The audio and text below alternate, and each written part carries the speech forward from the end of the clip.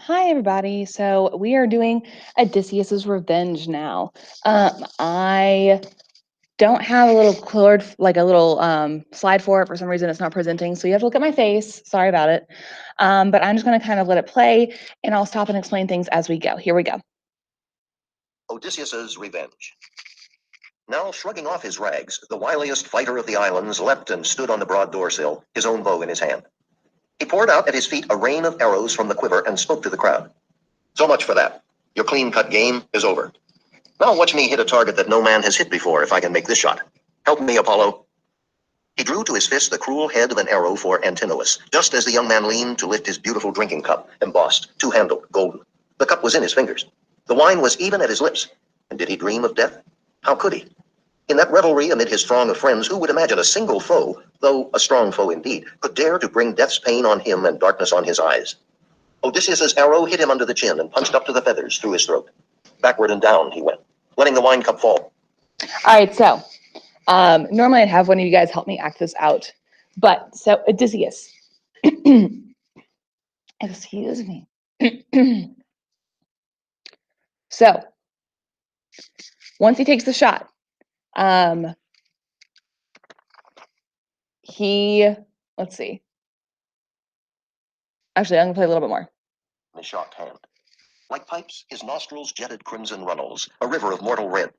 And one last kick upset his table, knocking the bread and meat to soak in dusty blood. Now, as they craned to see their champion where he lay, the suitors jostled in uproar down the hall, everyone. All right, so Odysseus, now that he's, successfully completed the challenge, he's like, all right, it's clobbering time, let's go. And he says, I'm going to make a shot no one's made before because he's going to kill somebody. So no one's ever killed this man before, so clearly he's going to be the first one to do so. So he takes his arrow and goes, ksh. And here's the thing, and I'm always interested to know what you guys would think, if this is like fair or not. So we have Antinous, and he's not watching Odysseus. He's drinking from his wine cup. This is not wine, obviously. He's drinking from his wine cup while Odysseus shoots the arrow. So the arrow, while he's drinking from his wine cup, goes, choo, and hits him in like the jugular right here. And so he doesn't see it happen. He doesn't see his own death.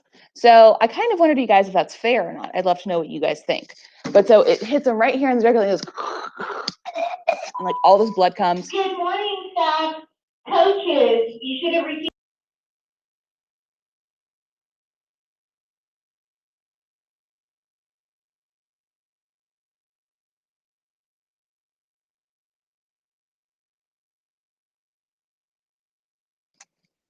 Okay, so it hits him in the jugular, and like all this blood and stuff is spreading out, and he flies backwards. I'm looking at line 14, 24, 25. So he flies backward, and as he does, he kicks. Ooh, it's my foot. Kicks a table, and it falls, and like all the food falls and gets covered in his blood, and everything gets upset. And so obviously all the other suitors who are basically on the same side for now at least are like, dude, what the heck? So they are freaking out. On his feet. Wildly, they turned and scanned the walls in the long room for arms, but not a shield, not a good ashen spear was there for a man to take and throw. All they could do was yell in outrage at Odysseus, "Foul, to shoot at a man, that was your last shot. Your own throat will be slit for this. Our finest lad is down. You killed the best on Ithaca. Buzzards will tear your eyes out." For they imagined, as they wished, that it was a wild shot, an unintended killing. Fools, not to comprehend they were already in the grip of death. So they're freaking out. They're like, how could you do this? Because they don't think it's on purpose. You killed our best. How dare you? Because they don't understand that like this was his intention to start the battle by killing Antinous. So they have no idea what's coming. And also, they don't have any weapons. Now, why don't they have any weapons again? Because Telemachus did his job and took away all the weapons on the walls that all the suitors had there because he was prepping for the battle. Now Odysseus gets to say his piece too. Glaring under his brows, Odysseus answered, "You yellow dogs, you thought I'd never make it home from the land of Troy. You took my house to plunder. You dared bid for my wife while I was still alive. Contempt was all you had for the gods who rule wide heaven. Contempt for what men say of you hereafter. Your last hour has come. You die in blood. Which, like, pretty sick line, like, you die in blood. And then boom, killing starts. As they all took this in, sickly green fear pulled at their entrails, and their eyes flickered, looking for some hatch or hideaway from death. Eurymachus alone could speak. He said, "If you are Odysseus of Ithaca, come back. All that you say these men have done is true. Rash actions many here, more in the countryside. But here he lies, the man who caused them all.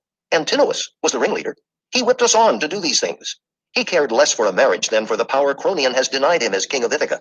For that, he tried to trap your son and would have killed him. He is dead now and has his portion.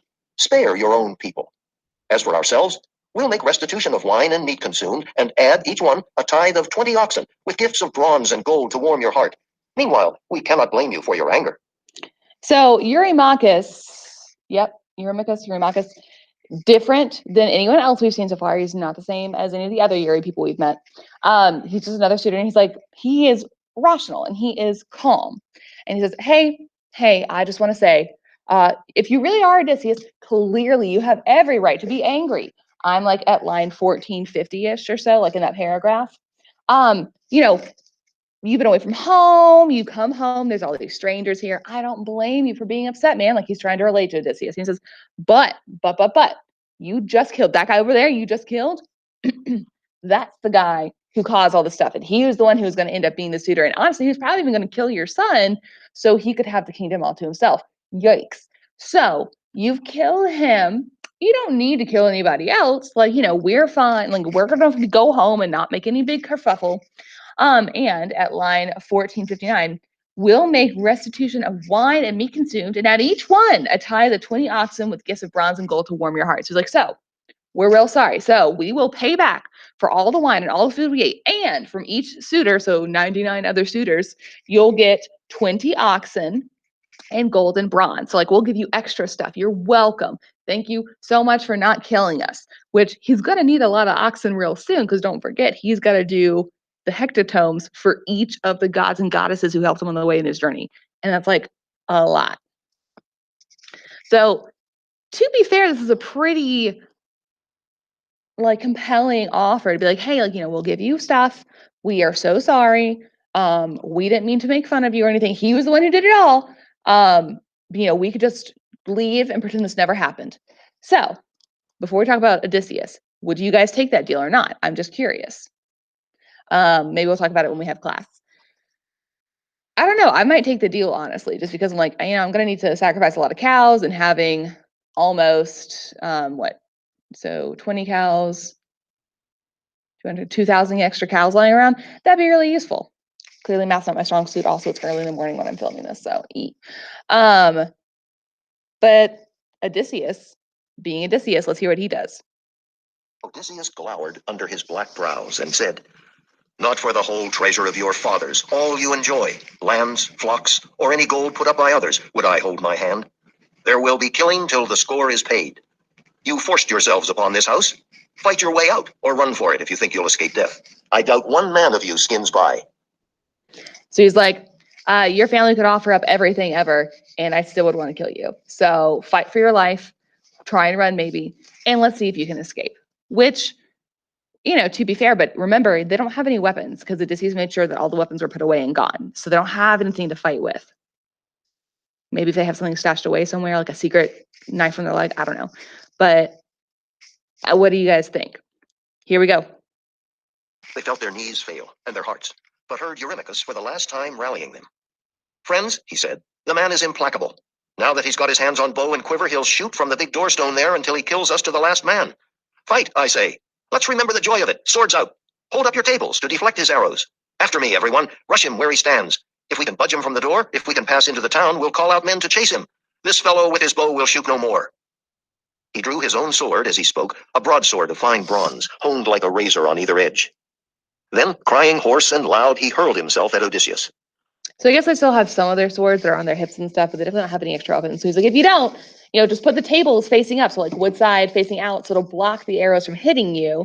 And we can try and make a run for it. We can get into town. So he still has a plan. Eurymachus like made this plan on the fly. Like, we could get out of this. But Odysseus is going to be like, no. The kingly man let fly an arrow at that instant, and the quivering feathered butt sprang to the nipple of his breast as the barb stuck in his liver. The bright broadsword clanged down. He lurched and fell aside, pitching across his table. His cup, his bread and meat were spilt and scattered far and wide, and his head slammed on the ground. Revulsion, anguish in his heart, with both feet kicking out, he downed his chair, while the shrouding wave of mist closed on his eyes. Amphinomus now came running at Odysseus, broadsword naked in his hand. He thought to make the great soldier give way at the door. But with a spear throw from behind, Telemachus hit him between the shoulders, and the lance head drove clear through his chest.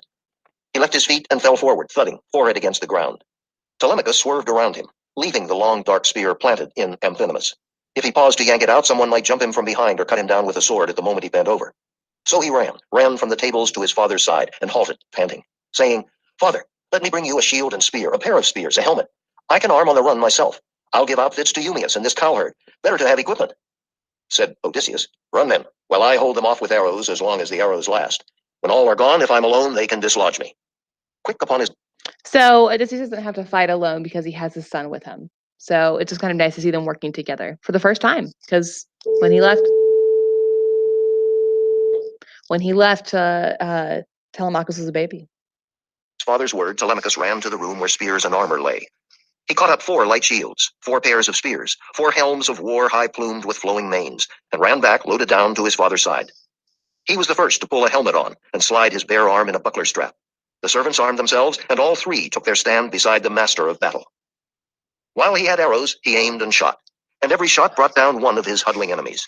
But when all barbs had flown from the bowman's fist, he leaned his bow in the bright entryway beside the door and armed. A 4-ply shield hard on his shoulder, and a crested helm, horse-tailed, nodding stormy upon his head. Then took his tough and bronze-shod spears. I don't really care about the battle part, just know the fact that he had Telemachus fighting with him, and excuse me, I'm sorry, Eumaeus, the swineherd, and the cowherd are both there to help as well. So like clearly those 2 servants are very helpful. And I didn't really talk about it earlier, and I apologize, but while Odysseus was gone, Eumaeus was the person that Telemachus turned to and talked to. So that's kind of like Telemachus's father figure when he was missing his own father. So Eumaeus is pretty important. And the fact that Eumaeus has stayed faithful to Telemachus probably tells us that he's stayed pretty faithful to Odysseus too. And so it's probably why Odysseus is trusting him now in battle. Also, he helped this random old beggar man at his house, which is very kind of him. Here we go. Aided by Athena, Odysseus, Telemachus, Eumaeus, and another faithful herdsman kill all the suitors. And Odysseus looked around him, narrow-eyed, for any others who had lain hidden while death's black fury passed. In blood and dust, he saw that crowd all fallen, many and many slain.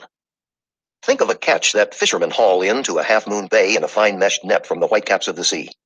How all are poured out on the sand in throes for the salt sea, twitching their cold lives away in Helios's fiery air. So lay the suitors, heaped on one another. All right. Of course, it ends there on an epic simile. So I'm going to read it again. It should sound pretty familiar from our background quiz. Think of a catch that fishermen haul into a half-moon bay in a fine mesh net from the white caps of the sea. How all are poured out on the sand, throes for the salt sea, twitching their cold lives away in Helios's fiery air. So lay the suitors heaped on one another. It's comparing how the suitors are stacked and piled together, is being compared to the twitching and death as it like takes over fish who are being taken from the sea. So like an entire net full of fish, like, floundering and trying to, save their lives and jump out or whatever, caught inside the net. And so the death comes over them. It's like how the death is coming over and how the men are piled up like fish being taken out of the sea. So that's our section on revenge. I would definitely note Antinous dies. Eurymachus is really important because he definitely tries to persuade Odysseus to not. And honestly, I just thought about this. Probably too, don't forget, why did Odysseus have to kill all the suitors? Well, he was told he had to. Tiresias, the blind prophet, said, "You must kill all the suitors." So probably that's why he didn't take the deal too. But I would definitely note what the deal was, because for most people, if they didn't have the, blind prophet telling them you have to kill them all, he would have gone ahead and probably possibly taken the deal. I would have. But he had to fulfill the prophecy, and so he had to kill them. And so he's won the battle. He hasn't fully won the war because he needs to get back his wife. So we'll hear the end of it in Penelope's test. Bye, guys.